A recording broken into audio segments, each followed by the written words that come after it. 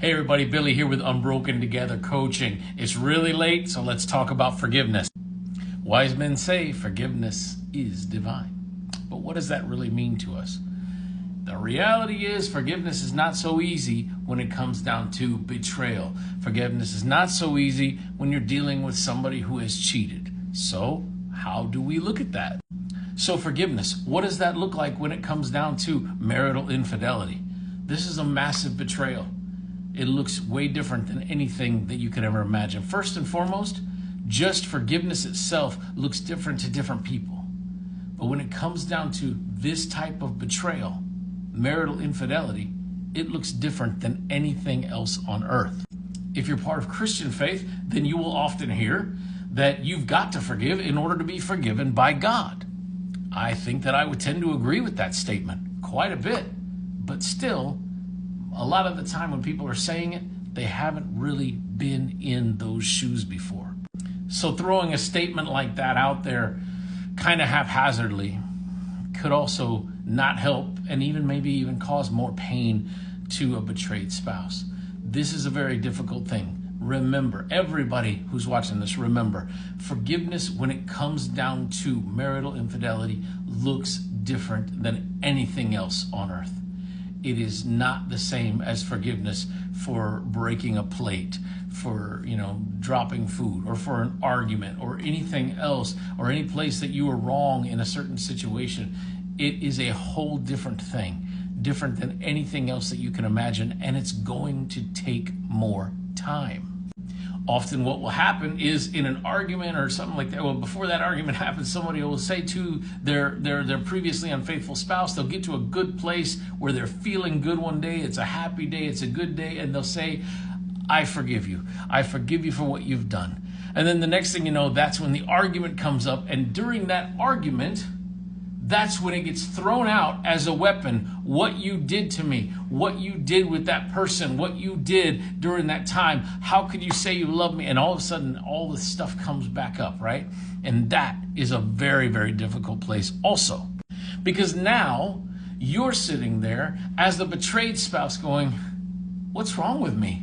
What did I do? What have I done? I said I forgave that. I was past it, when the reality is you forgave too soon. At least verbally, you forgave too soon. The idea behind this is quite often it's going to take work. If your spouse is saying, well, it's the Christian thing to do, you have to forgive me. Your previously unfaithful spouse is doing that, and they're pushing you that direction, that's wrong. That's wrong. They've got to do something to get to that place, okay? This is not about, when it comes down to this kind of forgiveness issue, this is not a time frame situation. This is not something that you have to forgive me today on because that's the right thing to do. We, as a previously unfaithful spouse, have to show that we are truly invested in recovery, not just interested. Not in here, right? Not just up here and being intellectual about it and saying words or quoting scriptures or saying anything like that, saying, you see, you have to forgive, you have to forgive. There's a place and time for it, and it's going to take time. But it's more than that. What I find happens most often is that it won't be a situation where you, as a betrayed spouse, come to your previously unfaithful partner and you say to them, I forgive you. And then they reply with, thank you. I love you so much. That may happen. But more often than not, it's a realization that takes place. And here's what I mean by that.